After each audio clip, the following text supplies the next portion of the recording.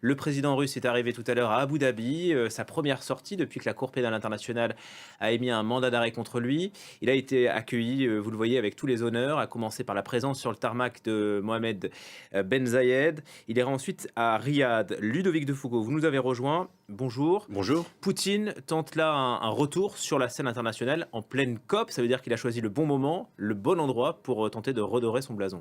Oui, exactement. Et l'image a un poids symbolique assez lourd, hein, puisque, vous l'avez dit, il a été accueilli avec tous les honneurs. Il y a même eu une parade aérienne dans le ciel d'Abu Dhabi avec les couleurs de la Russie, des drapeaux accrochés le long des avenues. Poutine qui sort de son isolement, qui redeviendrait fréquentable au moment, on va y revenir, où le soutien occidental à l'Ukraine semble marquer le pas. Mais d'abord, évidemment, l'endroit, c'est parfait. Pourquoi ? Parce que dans les pays du Golfe, les Émirats arabes unis, l'Arabie saoudite, où le président russe doit se rendre après, ce ne sont pas des pays signataires du traité de Rome, de la Cour pénale internationale.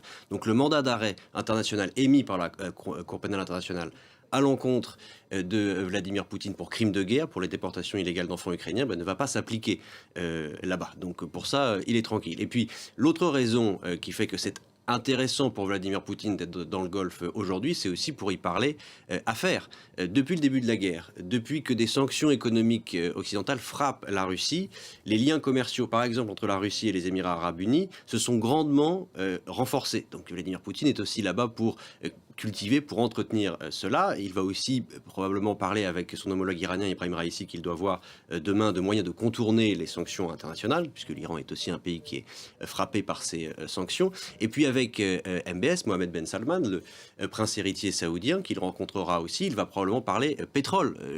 Une des principales sources de revenus de la Russie, c'est le pétrole. En ce moment, les prix ne sont pas au plus haut, et pourtant les pays de l'OPEP ont décidé de baisser un peu l'offre. Donc c'est un problème économique pour la Russie. C'est aussi pour cette raison qu'il est actuellement dans le Golfe. C'est une bonne passe, disons-le, pour le président russe.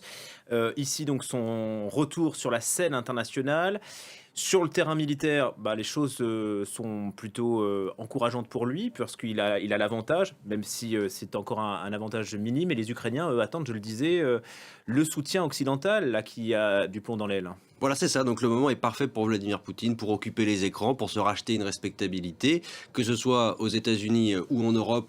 Le soutien chancelle un petit peu. La Maison-Blanche essaie de convaincre le Congrès de débloquer des aides d'urgence. On l'a vu avec Gulliver à l'instant que le président Zelensky devait intervenir virtuellement devant le Sénat. Ça n'a pas été fait. Il n'y a pas d'explication qui a été donnée. Au niveau européen, il n'y a pas une vraie unité. Tous les pays, tous les 27 ne sont pas au diapason. La Hongrie de Viktor Orban, par exemple, traîne toujours des pieds pour débloquer les aides, pour débloquer les négociations d'adhésion de l'Ukraine à l'Union européenne. Et puis côté ukrainien, on entend parler de division, de tension au niveau politique, au sommet de l'État.